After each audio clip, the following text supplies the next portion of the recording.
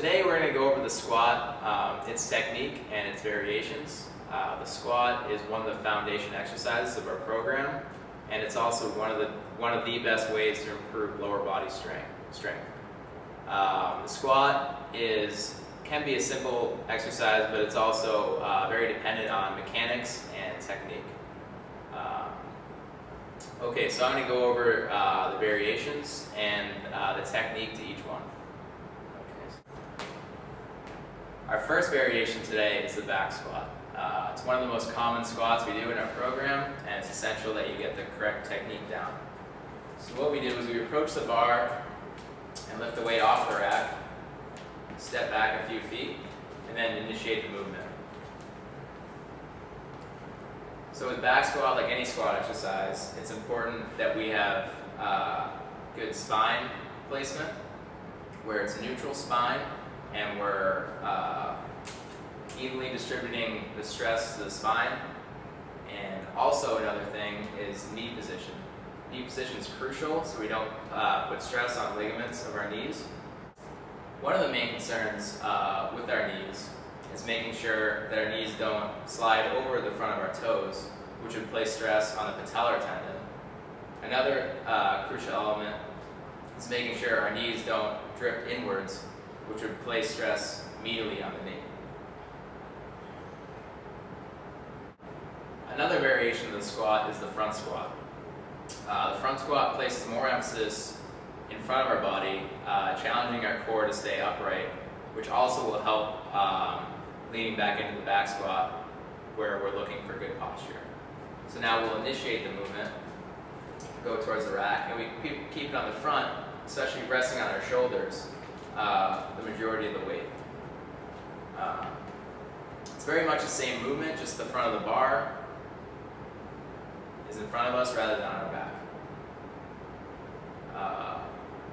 In the same process, we're making sure our spine is neutral and our knees are in good position to handle the weight correctly.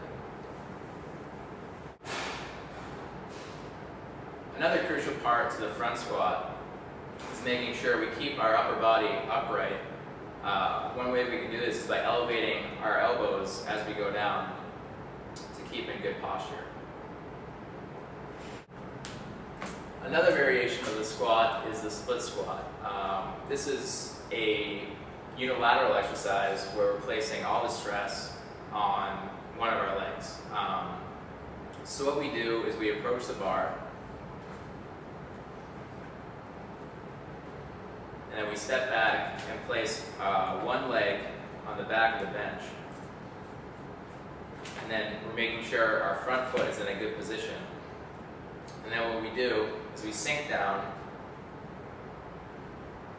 and then progress up, just as a regular squat, but with one leg. So this exercise, not only does it improve strength, but it improves your balance as well, because you're placing all the stress on one leg.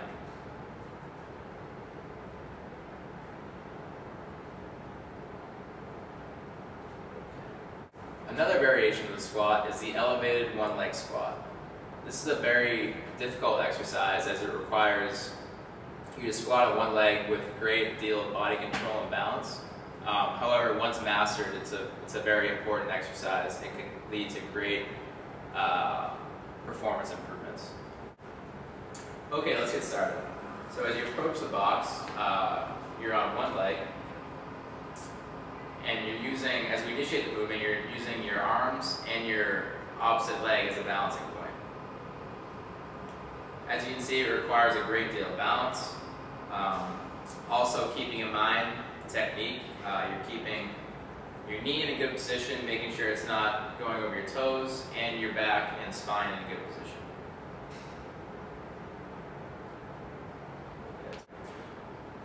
Our next variation is another example of a one-leg squat. However, our back leg will be behind us, simulating a hockey stride.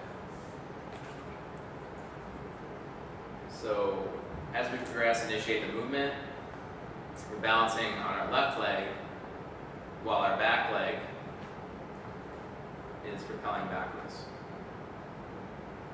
Now, knee position is crucial to this exercise, as well as keeping an upright posture.